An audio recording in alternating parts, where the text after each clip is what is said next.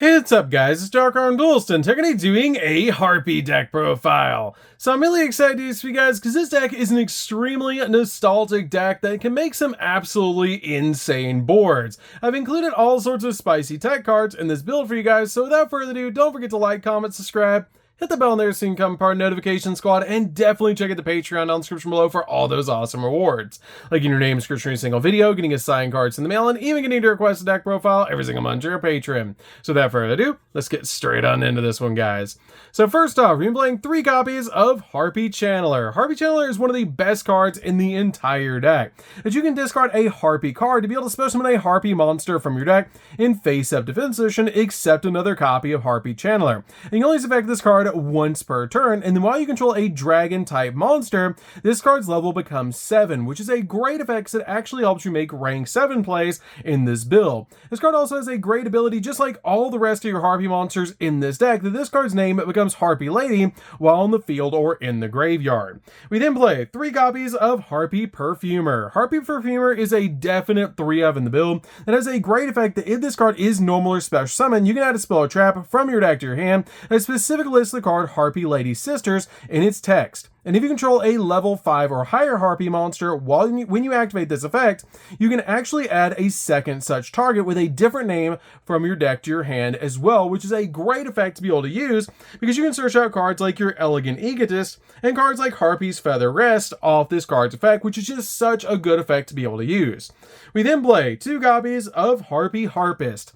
Harpie Harpist is a really good 2-of in the deck that has the ability that during the end phase, if this card is in the graveyard because it was sent there this turn, you can actually add a level 4 Wing Beast type monster with 1500 or less attack from your deck to your hand, which can be your copies of Channeler that you can search off this card's effect, which is super good.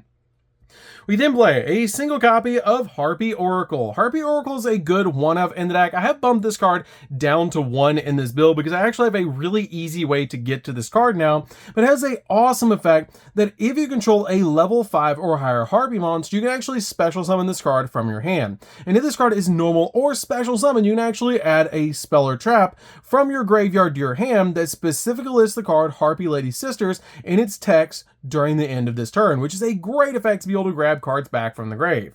We then play just a single copy of Harpie Queen. This card is a good 1-of in the deck because it actually gets you your copy of Harpie's Hunting Ground, which is a great field spell that lets you pop spells and traps.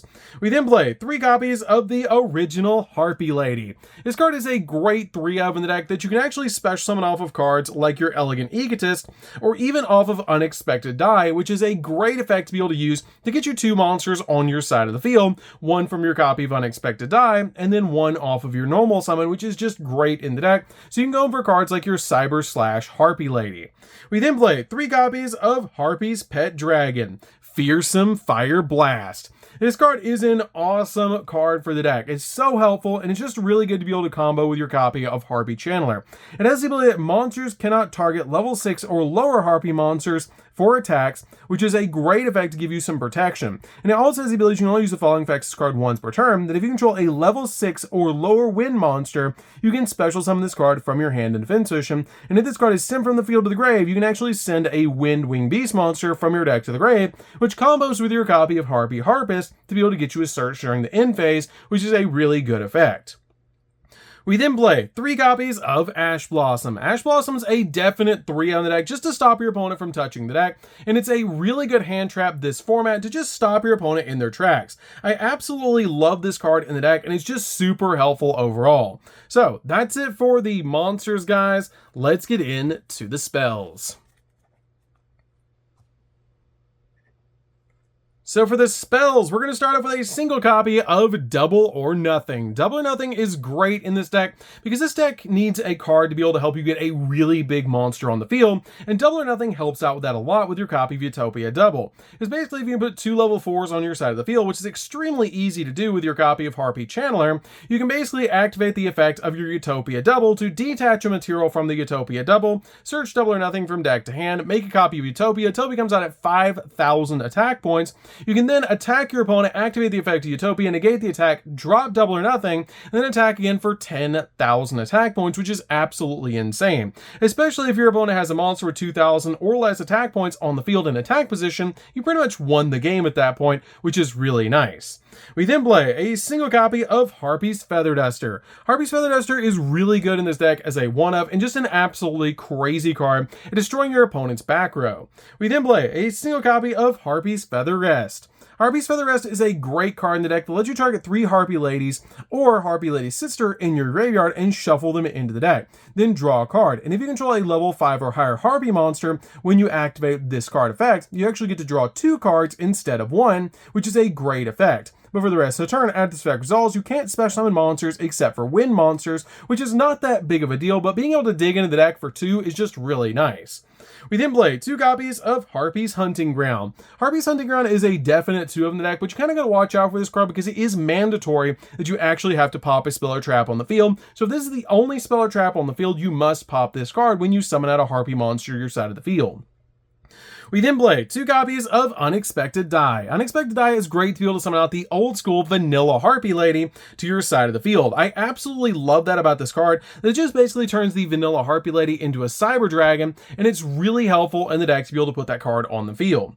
We then play 3 copies of Elegant Egotist. Elegant Egotist is great because if you control a Harpie Lady on your side of the field, you can actually special summon out Harpie Lady from the deck, which is a great effect to be able to use with this card. It is searchable, but it's really insane to be able to play this card as a 3-of in the build, just to guarantee you a special summon from the deck.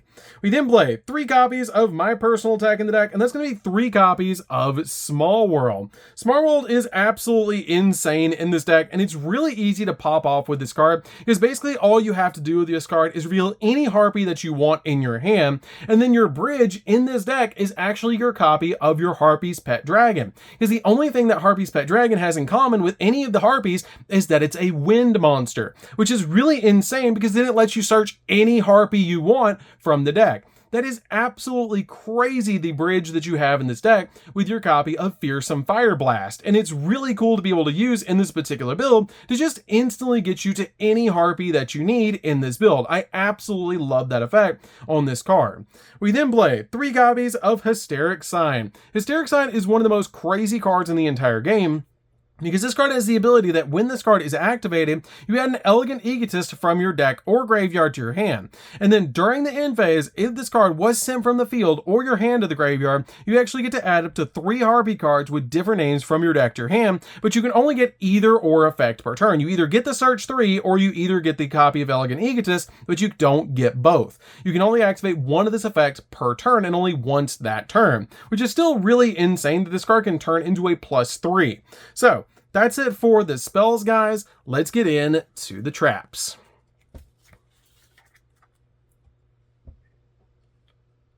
So for the traps, we're going to be playing 3 copies of Harpie's Feather Storm. This card is absolutely insane. This card basically turns your opponent's entire turn off because it has the ability, if you control a Wind Wing Beast type monster, until the end of this turn, negate any monster effect that your opponent activates, and if you control a Harpie monster, you can actually activate this card directly from your hand, basically turning this card into a hand trap, which is absolutely crazy. And if this card in its owner's spell and trap card zone is destroyed by an opponent's effect, you can actually add Harpie's Feather Duster from your deck or graveyard to your hand, making your copy of Harpie's Feather Duster searchable, which is crazy.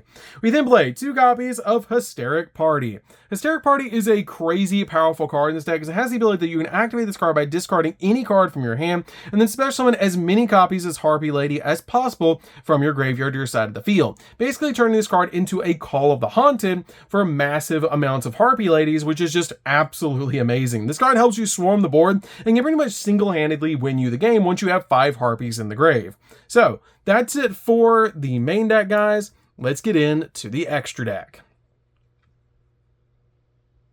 So for the extra deck, we're going to be playing 2 copies of Cyber Slash Harpie Lady. This card is absolutely insane because for this card Synchro Summon, you can actually treat a Harpie monster you control as a tuner, which makes it super easy to put this card on your side of the field. It's really awesome because as long as you can put 2 Harpie monsters on your side of the field, you can make this card. And it also has a great effect that this card becomes Harpie Lady while in the field or in the graveyard, just like the rest of your Harpie monsters, but it has a great effect that basically when a spell or trap card or effect is activated, you can actually quick effect target one monster that your opponent controls or a Harpie monster that you control and return it back to the hand, which is a crazy good effect to be able to use with this card. We then play a single copy of Harpie's Pet Phantasmal Dragon. This card gives all your Harpies a blanket protection and can attack directly, which is a really good effect to let you attack directly with this card because you can pretty much end a game with this card. We then play a single copy of Lightning Chidori. This card is great at bouncing cards off the field and is a definite one-of in this deck. We then play a single copy of Ice Beast Xeraphine. Xeraphine's really good in this deck as well because once per turn, detach material from this card, negate the effects of all face-up cards your opponent currently controls, and if you do, this card gains 300 attack for each face-up card currently on the field, except this card, which is a crazy good effect to be able to use to just make this card absolutely massive and cold wave your opponent's field. We then play a single copy of number 39, Utopia Double. Utopia Double is great in this deck as a one-of because you can basically detach a material from this card, search Double or Nothing from your deck to your hand, make a copy of Utopia on top of it, and it comes out at 5,000 attack points, which is absolutely crazy. Once you do that, this card just actually comes out at 5,000. You can then drop Double or Nothing after you attack and negate it to go back in for 10,000 attack points to OTK your opponent, which is really cool, but the only downside is the copy of Utopia you summon off Utopia Double can only attack monsters. We then play a single copy of Utopia the Lightning just in case we draw into your copy of Utopia or Double or Nothing, because you can't actually activate the effect of your Utopia Double if you draw into Double or Nothing, which is a little bit of a downside, but we have a way around it with our copy of Utopia the Lightning. We then play a single copy of Mecha Phantom Beast Dracossack. This card is great because it generates you tokens on your side of the field that you can use for link material, and it's just a really good card to be able to make with Channeler plus your copy of Pet Dragon. We then play a single copy of Big Eye. Big Eye is great because it can take your opponent's monsters, which is really good to take your opponent's boss monster and use it for yourself. Then we play a single copy of Double A Zeus. Double A Zeus is just great at board wiping the field, and it's very easy to make with the amount of XZs we're playing in this deck. We then play a single copy of Mech Knight Crusadia Avramax. This card is absolutely amazing in the deck, very easy to summon, and a really good boss monster to be able to make, especially since you can link away the Dracossack tokens to make something like an IP Masquerena. And if you have another monster on the field plus your Dracossack, you can actually link those two monsters away to be able to make a copy of Harpie Conductor and then link them both away to make this, which is absolutely crazy. It's a really good boss monster to be able to make, and it's really insane in the deck. We then play a single copy of Nightmare Unicorn. Nightmare Unicorn's really easy to make with IP Masquerena, plus a copy of your Harpie monster. The only downside of this card is it does take 2+ monsters with different names, and all of your Harpie monsters count as Harpie Lady while in the field or in the graveyard, so you must use a copy of IP Masquerena, plus a Harpie to make this card. We then play a single copy of Harpie Conductor. This card is just a good one-of in the extract to be able to make, just in case you need it. And then finally, a single copy of IP Masquerena. IP Masquerena is really good in this deck to be able to make able to make your copy of Nightmare Unicorn to spin cards during your opponent's turn, or able to make your copy of Mech Knight Crusadia Avramax using Harpie Conductor and this card. So that's it for the deck, guys. I hope you did enjoy. This deck is super fun to be able to play. If you guys have never played a Harpie deck before, you should definitely give this deck a try because it's a really fun deck to be able to play and just summon out some absolutely insane cards. I absolutely love what Fearsome Fire Blast has done to this deck and made it really, really good and extremely consistent. So without further ado, guys, that's it for this one. Don't forget to like, comment, subscribe, hit the bell there so you can come part of our notification squad, and we'll see you guys in the next video. See you later, guys.